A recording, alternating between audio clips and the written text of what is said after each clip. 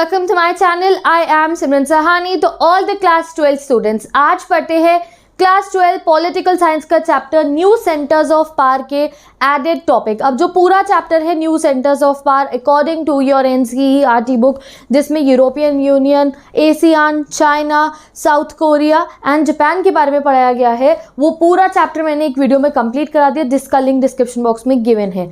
अब इस वीडियो में हम पढ़ने वाले एडेड टॉपिक, और ये बहुत ज़्यादा इंपॉर्टेंट है गाइज आपके बोर्ड एग्जाम के लिए। हो सकता है आपके एग्जाम में डायरेक्ट यहाँ से क्वेश्चन आ जाए, ब्रिक्स एक्सप्लेन कर दो, इंडिया को as a rising power explain करो। तो इस वीडियो को आपको बहुत ध्यान से देखना है, जो जो क्वेश्चंस बनेंगे वो भी मैं आपको समझा दूंगी और पूरा एडेड टॉपिक भी। अब ये एडेड टॉपिक हम कहाँ से पढ़े, एनसीईआरटी में तो गिवन नहीं है, काफ़ी बच्चों को ये क्वेश्चन होगा। तो देखो सीबीएसई जो अपना सिलेबस देता है, सिलेबस के साथ में सीबीएसई ने, अगर आप सिलेबस वाले पीडीएफ को स्क्रॉल डाउन करके देखोगे, वहीं पे ये एडेड टॉपिक्स के लिए हमें इन्फॉर्मेशन गिवन है कि हम यहाँ से पढ़ ले, ठीक है।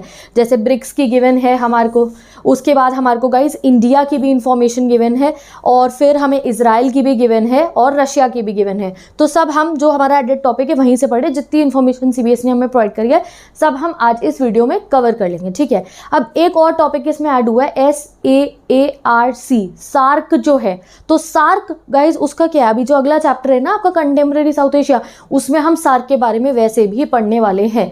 तो आप अगर पॉलिटिकल साइंस के स्टूडेंट, आप क्लास 12th में और तुम्हें लग रहा है कौन सा चैप्टर, कौन सा वाला क्वेश्चन, कौन से हम अपना जो है टॉपिक कवर करेंगे, तो तुम्हें कोई चिंता करने की जरूरत नहीं है। आई एम हेयर, और आप जाके मेरे चैनल पे हर एक चैप्टर पढ़ सकते हो लेटेस्ट सिलेबस के अकॉर्डिंग, और हर एक एडेड टॉपिक सब मैंने आपको कवर करवा दिया है। तो ये इतना सारा इंट्रोडक्शन मैंने इसलिए दिया है कि जिससे कई बच्चों को समझ में आ जाए कि ये कौन से टॉपिक करें। बुक में तो है नहीं ये, ठीक है, तो बुक में नहीं है, बट ये एडेड है और ये बोर्ड एग्जाम के लिए बहुत इंपॉर्टेंट है। तो शुरू करते हैं अपने। अब क्या पढ़े थे न्यू सेंटर्स ऑफ पावर में, एक बार रिवाइज कर लेते हैं। न्यू सेंटर ऑफ पावर में हमने पढ़ा भैया एंड ऑफ बाइपोलैरिटी हो गई थी, ठीक है। एंड ऑफ बाइपोलैरिटी मतलब यूएसएसआर यूएसए, पहले 2 सुपर पावर थी, अब हमारे पास एक सुपर पावर रह गई थी यूएसए, जब यूएसएसआर डिसइंटीग्रेट हो गया था उसके बाद।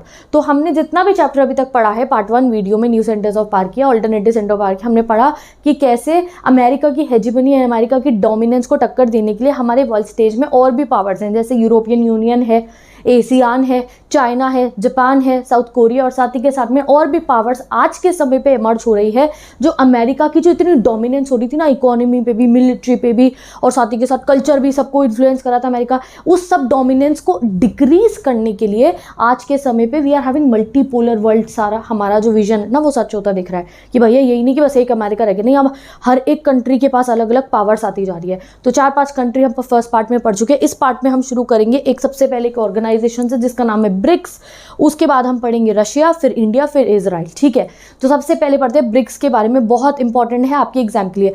एनसीईआरटी के पीडीएफ में आपको गाइस बस इतनी सी इंफॉर्मेशन दे रखी है, ये एक पैराग्राफ दे रखा है आपको ब्रिक्स के ऊपर, इसे तो समझा ही दूंगी, जो और भी कुछ रेलिवेंट है वो भी पढ़ लेंगे। तो ये जो टर्म है ब्रिक्स, BRICS, ये एक एक्रोनिम है। एक्रोनिम मतलब कि इनका अगर आप लेटर्स जो अल्फाबेट से इनकी फुल फॉर्म बनाओगे, ठीक है। B से क्या है, ब्राज़ील, R से क्या है, रशिया, I से क्या है, इंडिया, C से क्या है, चाइना, S से क्या है, साउथ अफ्रीका है, ठीक है। तो ये जो ब्रिक्स है it refers to Brazil, Russia, India, China and South Africa respectively. BRICS कब बना था, ब्रिक्स बना था 2006 में रशिया में, ये एक ऑर्गेनाइजेशन बनी थी, ठीक है। अब इनिशियली जब ये फॉर्म हुआ था तब इसमें सिर्फ और सिर्फ गाइस 4 मेंबर थे, ये ब्रिक हुआ करता था, BRIC ब्रिक। कौन से 4 मेंबर थे, ब्राज़ील, रशिया, इंडिया, चाइना, इन चारों ने मिलकर एक मीटिंग करी थी रशिया में और ब्रिक्स बना था, ठीक है। बट कुछ समय बाद उसके, यहाँ देखो हमारी बुक में, सॉरी ये एडिट पीडीएफ में हमारे को 2009 गिवन है कि 2009 की असेंबली के बाद से साउथ अफ्रीका जो है वो ज्वाइन हो गया था ब्रिक में, और फिर हमने इस ब्रिक का नाम क्या कर दिया, ब्रिक्स, समझ रहे हो ना, साउथ अफ्रीका का एस भी लगा दिया, ब्रिक्स बन गया था ये। देखो अब यहाँ पे आपको यहाँ इंफॉर्मेशन गिवन है बट टोटल नहीं गिवन है, that BRICS turn into BRICS, BRIC turned into BRICS after the inclusion of South Africa in the first meeting in the year 2009। इस एडिट पीडीएफ में ये लिखा है कि 2009 के फर्स्ट मीटिंग के बाद से जो है साउथ अफ्रीका एंटर हो गया था किसमें, ब्रिक्स में। बट अगर आप गूगल पे सर्च करोगे, अगर आप जो है प्रॉपर इंफॉर्मेशन ब्रिक्स की कहीं पे सर्च करोगे, तो जो ईयर है जिसमें साउथ अफ्रीका एंटर करा है हमारे ब्रिक्स के अंदर, दैट इज़ 2010। मैं अभी आपको डेट भी बता दूंगी, तो इसलिए याद रखना कि आप लोगों को सही चीज़ मेंशन करनी है। अब अब ब्रिक्स क्यों बना था? ये 4 कंट्रीज़, ये देखो हमारे प्रधानमंत्री मोदी जी और ये बाकी जितनी भी कंट्रीज़ ब्रिक्स के मेंबर हैं उनकी लीडर्स की एक फ़ोटो है साथ में, ये ब्रिक्स की समिट की फ़ोटो है, ठीक है। तो इस तरीके से हमारे सारे लीडर, जितने भी ब्रिक्स के लीडर्स हैं, यानी कि ये जितनी भी कंट्रीज़ हो गई, ब्राज़ील के प्राइम मिनिस्टर, रशिया के, ठीक है, और ऐसी जितनी भी ये कंट्रीज़ के लीडर्स हैं, ये साथ में समिट में मिलते हैं। अब मिलतेंगे क्यों? क्योंकि गाइस देश, जितने भी ये देश हैं, इनकी इकोनॉमी से लेके ट्रेड रिलेटेड और भी बहुत सारे इश्यूज़ पे कोलैबोरेट करने के लिए, बातचीत करने के लिए ये समिट्स होती है। समिट क्या होता है? पॉलिटिकल साइंस में समिट मतलब एक टाइप की मीटिंग करते हैं ये, ठीक है। तो ये देख सकते हो आप, तो बुक में देखो बस इतनी सी इन्फॉर्मेशन गिवन है। पहले मैं आपको एडेड टॉपिक की पूरी इन्फॉर्मेशन करा रही हूँ, फिर मैं एक्स्ट्रा कराऊंगी अपने पास से जो इंपॉर्टेंट हमारे लिए जानने के लिए। तो हमें यहाँ बता रखा है कि साउथ अफ्रीका फर्स्ट मीटिंग के बाद 2009 में एंटर हुआ, बट रियल डेट क्या है वो भी अभी बता दूंगी साउथ अफ्रीका के एंटर होने की। की ऑब्जेक्टिव्स क्या थे ब्रिक्स बनने के? क्यों बनाई गई भैया ब्रिक्स? क्यों जो है हमारे देश के लीडर्स ने सोचा कि एक ऐसी जो है हम एक प्लेटफॉर्म बना देते हैं जहाँ पे हम अपनी मीटिंग्स अटेंड करेंगे? उन्होंने क्यों बनाई थी ब्रिक्स?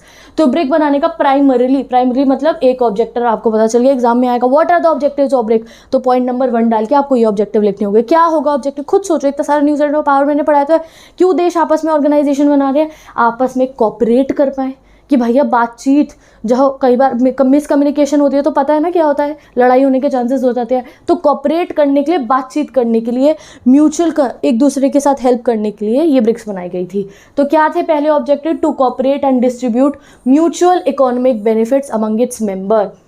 यानी कि किस लिए बनी थी? इकोनॉमी के लिए बनी थी सबसे पहले ब्रिक की। जो बेनिफिट्स हैं इकोनॉमी के, इकोनॉमिक बेनिफिट्स है, इसमें ट्रेड रिलेटेड चीज़ें, काफ़ी सारी चीज़ें आ सकती है। इकोनॉमिक बेनिफिट्स जो हैं उनके लिए कॉपरेट करें, ये ब्रिक्स के सारे नेशन एक दूसरे की हेल्प करें, कोई इशू इमर्ज हो तो आराम से डील करें, और साथ ही के साथ एक दूसरे को म्यूचुअली हेल्प करें इकोनॉमी ग्रो करने के लिए, ये सारे नेशन आपस में, ठीक है। ये इसका प्राइमरी ऑब्जेक्टिव था। दूसरा ऑब्जेक्टिव क्या था? Non interference in the internal policies of each nation. यानी कि अब इन्होंने अपनी ऑर्गेनाइजेशन, या फिर आपको ये हमारे ब्रिक्स में क्या होता है, समिट्स होती हैं, ठीक है। तो ये जो ब्रिक्स बना है उसका सेकेंड ऑब्जेक्टिव ये था कि ब्रिक्स की कंट्रीज़ आपस में एक दूसरे की जो इंटरनल पॉलिसीज़ है उसमें इंटरफेयर नहीं करेंगे, कि इंडिया के इंटरनल पॉलिसीज़ यानी कि हमारी कंट्री में क्या चल रहा है, रशिया में क्या चल रहा है, रशिया क्या कर रहा है, क्या स्टेप ले रहा है अपनी कंट्री में, चाइना क्या कर रहा है, उस चीज़ में हम इंटरफेयर नहीं करेंगे। जैसे EU का अगर आपने देखा होगा तो वहाँ वो एक पूरा यूनियन था जहाँ पे कंट्रीज़ में, कुछ कंट्रीज़ में तो कॉमन करेंसी थी, उनकी फॉरेन पॉलिसीज़ में भी कॉमन चीज़ें थी, उनकी सिक्योरिटी पॉलिसी में भी कॉमन चीज़ें थी, है ना। बहुत सारी कंट्री ने सेम चीज़ें अडॉप्ट करी थी। यहाँ ऐसा कुछ नहीं होने वाला है। यहाँ बस हमारे ब्रिक्स के लीडर जो है उन एक कॉपरेट करेंगे इकोनॉमिक जो है डेवलपमेंट के लिए, एक दूसरी कंट्री के इंटरनल पॉलिसीज़ में क्या चल रहा है उसमें दखल अंदाजी नहीं करी जाएगी। तो ये चीज़ सेकेंड ऑब्जेक्टिव में क्लियर थी, ठीक है। एंड म्यूचुअल इक्वालिटी, इक्वालिटी के साथ सभी देश जो है आगे बढ़े, डेवलप हो, इसलिए ये ब्रिक्स जो है बनाया गया था। अब ब्रिक्स की 11th कॉन्फ्रेंस कब हुई थी? मैं आपको पहली कॉन्फ्रेंस से लेके कुछ कॉन्फ्रेंस जो इंपॉर्टेंट है हमारे एग्जाम के लिए उनकी टाइमलाइन बता दूंगी। ब्रिक्स की 11th कॉन्फ्रेंस हुई थी ब्राज़ील में 2019 में, जिसको चेयर करा था ब्राज़ीलियन प्रेसिडेंट जेयर बोल्सोनारो ने, ठीक है। इतनी इन्फॉर्मेशन हमारे को, ये जो पैराग्राफ मैंने आपको समझा दिया, ये बुक में गिवन है।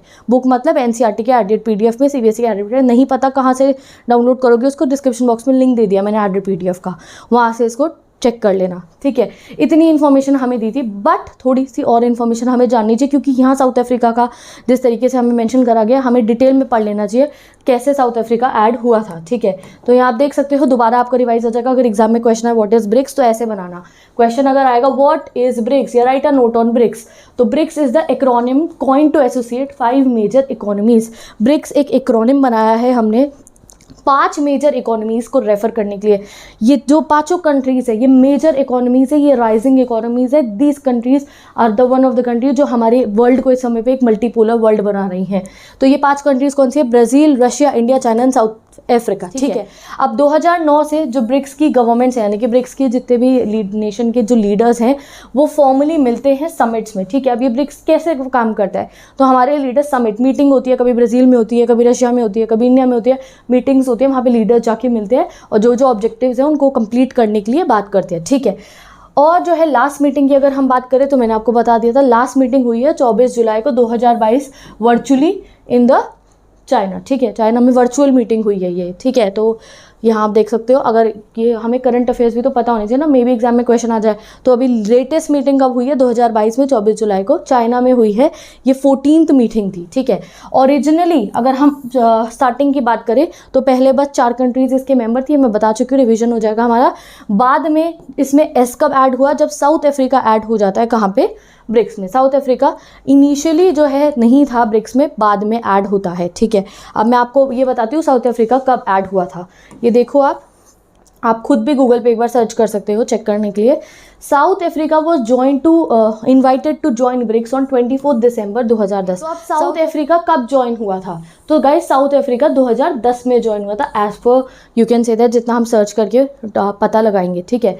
आप देख सकते हो आप यहाँ पे कि साउथ अफ्रीका को इनवाइट करा गया था ब्रिक्स में ज्वाइन करने के लिए, उनको इनवाइट कर साउथ अफ्रीका को कि आप भी ब्रिक्स ज्वाइन कर लो इन दिसंबर 2010 में साउथ अफ्रीका को इनवाइट करा गया था, एंड तब साउथ अफ्रीका ज्वाइन करता है ब्रिक्स को। उसके बाद जब अगली मीटिंग होती है ब्रिक्स की, कब होती है, 2011 में, तब साउथ अफ्रीका के जो प्रेसिडेंट थे उन्होंने इस ब्रिक्स की समिट को अटेंड करा था, ठीक है। तो हमारे PDF में 2009 लिख के बाद से लिखा है, आप सही डेट भी पहचान लीजिए कि 2010 के बाद से साउथ अफ्रीका जो है ब्रिक्स का मेंबर बन गया था, ठीक है। अपनी सेकेंड पार पे, दैट इज रशिया, ठीक है। तो अब हम रशिया के बारे में पढ़ेंगे। तो रशिया का तो गाइस आपको पता ही है, रशिया को हम क्यों कह रहे हैं एक और new centre of power. First of all तुम्हें याद होगा कि रशिया USSR का एक सुपर पावर का सक्सेसर स्टेट है। सक्सेसर स्टेट मतलब उसका वारिस है। जितनी भी पावर USSR पे थी, USSR एक सुपर पावर था, उसमें से मोस्ट ऑफ द पावर किसको मिली, बाद में रशिया को मिली। UN की सिक्योरिटी काउंसिल की सीट भी रशिया को मिली। तो यू कैन इमेजिन ये रशिया कितना पावरफुल होगा। वो रशिया में शॉक थेरेपी आई और सारे के सारे जितने भी इंस्टीट्यूशंस थे वो बिल्कुल ही आपने देखा कि कैसे ख़राब हो गए थे। इस वजह से जो है हम अब इसको एज अ इमर्जिंग पावर में पढ़ रहे हैं, ठीक है। तो रशिया अब दोबारा पढ़ लेते हैं। मैं बता चुकी हूँ आपको, हमें ये सब एडेड PDF में गिवन है। रशिया लार्जेस्ट पार्ट था फॉर्मर सोवियत यूनियन का, और पुराने सोवियत यूनियन की सबसे बड़ी कंट्री थी रशिया, ठीक है। और सोवियत यूनियन के डिसइंटीग्रेट होने के बाद में तो जो रशिया है, इनिशियली रशिया इतना ग्रो नहीं कर पाता, बट देन धीरे धीरे आपको पता है कैसे रशिया ने ग्रोथ स्टार्ट हो गई थी। Russia emerge as the strongest successor of USSR। USSR का, ओल्ड USSR का सबसे स्ट्रॉन्ग कंट्री आज के समय पे कौन है, रशिया है। रशिया की GDP करेंटली 11th है इन द वर्ल्ड। ये एडेड PDF में गिवन है, आई थिंक सो। ये जो भी हमारा डेटा गिवन होगा, आप लेटेस्ट डेटा को भी एक बार अपने एग्जाम से पहले चेक कर लेना कि रशिया की GDP क्या है, ठीक है। एग्जाम से पहले 1-2 दिन पहले मैं भी आपको इंपॉर्टेंट क्वेश्चन सीरीज में बता दूंगी, हम जो लेटेस्ट GDP होगी वो भी मेंशन कर देंगे। Russia is very strong. सबसे पहली चीज़ जो आप यहाँ मेंशन करोगे क्या, कि रशिया के पास मिनरल नेचुरल गैस की रिसोर्सेज बहुत अच्छी हैं, that make it a powerful country in the global world. यानी कि यहाँ पे इनके पास ये जो इतना बड़ा लैंड एरिया है, इसमें नीचे बहुत सारे मिनरल्स हैं, नेचुरल रिसोर्सेज हैं, नेचुरल गैसेज हैं। तो ये बहुत ज़्यादा बेनिफिट प्रोवाइड करती है रशिया के लिए। रशिया एक न्यूक्लियर वेपन स्टेट है। कितने न्यूक्लियर वेपन इनके पास हो गए खुद सोच लो, क्योंकि एंड ऑफ बायोप्लाटी मैंने आपको बताया था कि super power Soviet union USSR के जितने भी न्यूक्लियर वेपन्स थे वो तो सब रशिया के पास गए थे।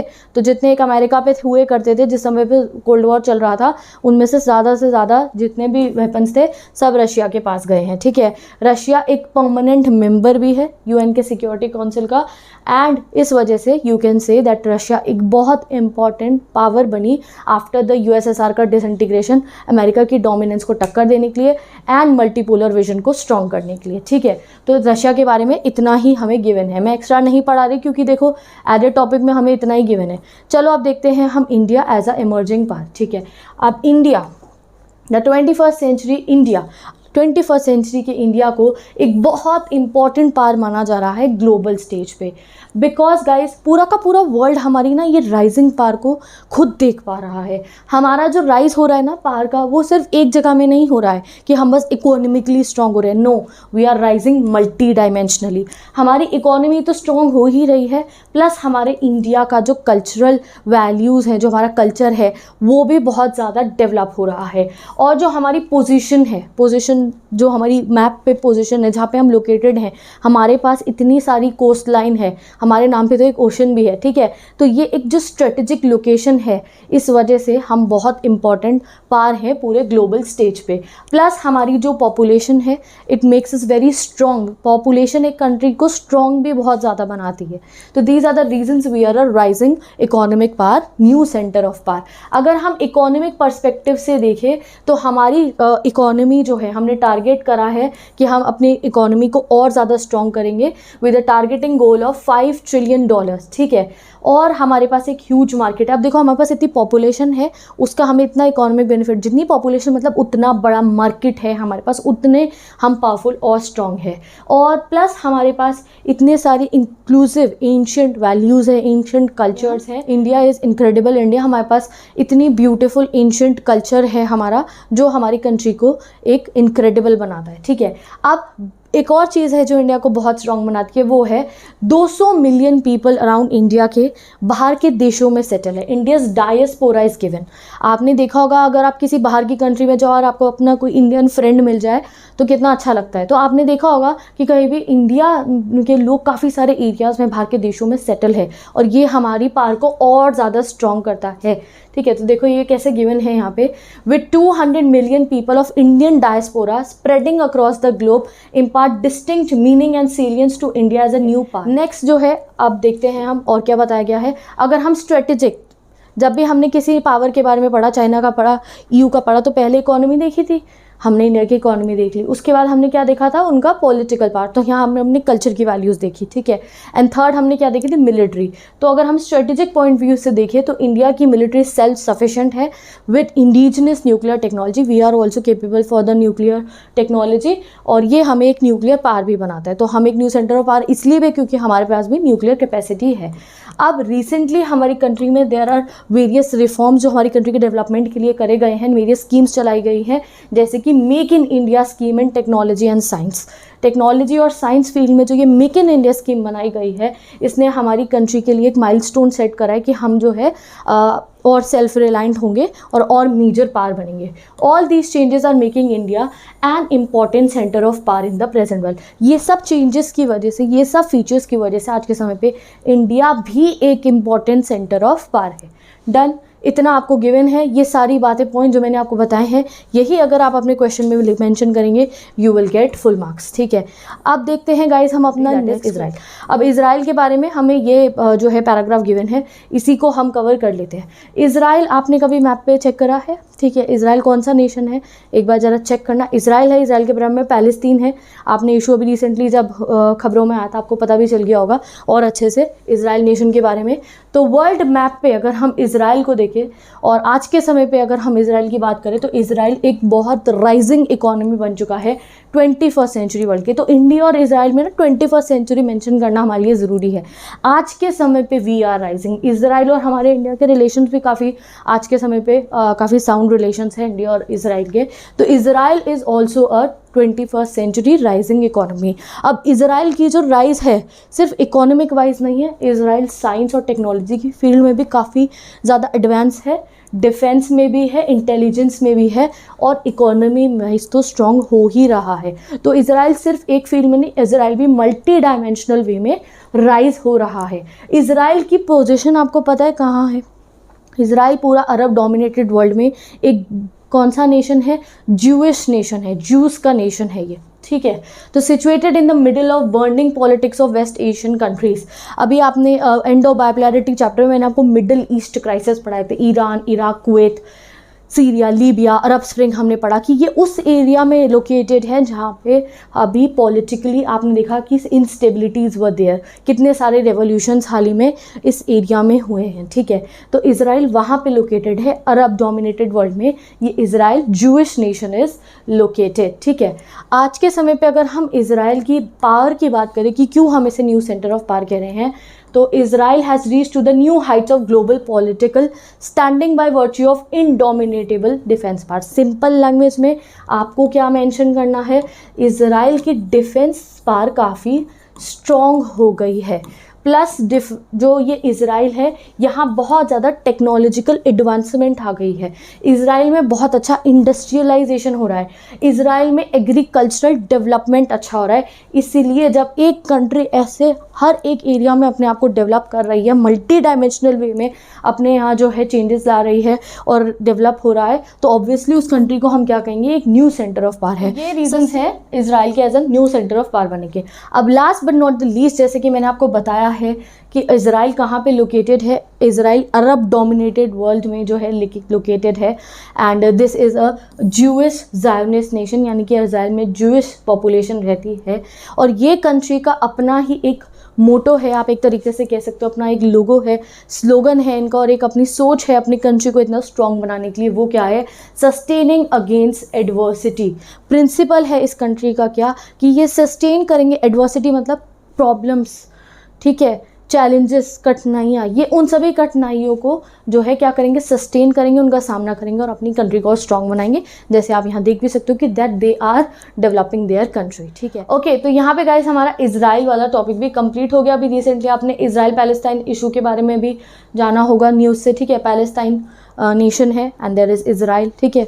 तो वो सब तो अभी हम डिस्कस नहीं कर रहे हैं क्योंकि अभी हम अपना NCERT बुक और अपने बोर्ड एग्जाम के लिए स्टडी कर रहे हैं। हमारे ये सारे एडेड टॉपिक्स कंप्लीट हो गए हैं। एक और टॉपिक है वैसे, this South Asian Association for Regional Cooperation, this is SAARC, ठीक है तो ये हमारा एडेड टॉपिक, बट मैं आपको इस वीडियो में नहीं पढ़ा रही हूँ। क्यों? क्योंकि जो अगला चैप्टर है कंटेम्प्रेरी साउथ एशिया हमारी बुक का, उसमें हमें ये टॉपिक पढ़ना है। तो आपका कवर हो रहा है टॉपिक, तो इसमें क्यों पढ़े? अगले चैप्टर में पढ़ना ही है ना, उसमें बहुत डिटेल में पढ़ेंगे क्योंकि उसमें हम इन कंट्रीज़ के बारे में पढ़ते हुए आएंगे जो सार्क के मेंबर है, तो अब और अच्छे से हम समझ पाएंगे। तो यहाँ पे आपका पूरा चैप्टर ये new centres of power complete हो गया है।